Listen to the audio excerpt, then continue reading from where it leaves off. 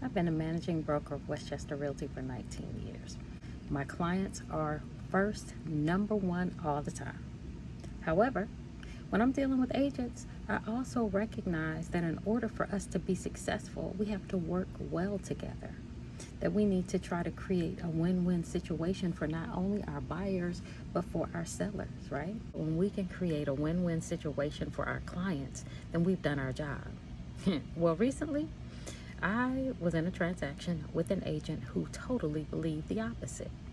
She was adversarial, she was condescending, and that she did not know about material facts that she should have known about.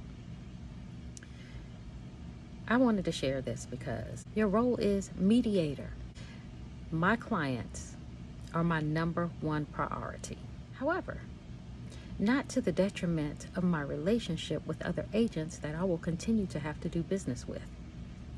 So, keep in mind that every relationship is a relationship that could lead you to the next relationship, and that we have a responsibility to take care of our clients, but we also have a responsibility as a community to do good business. I want to leave you with this.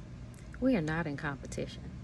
There is enough business to go around, and ultimately, when you don't work well with other agents, you're really only hurting yourself.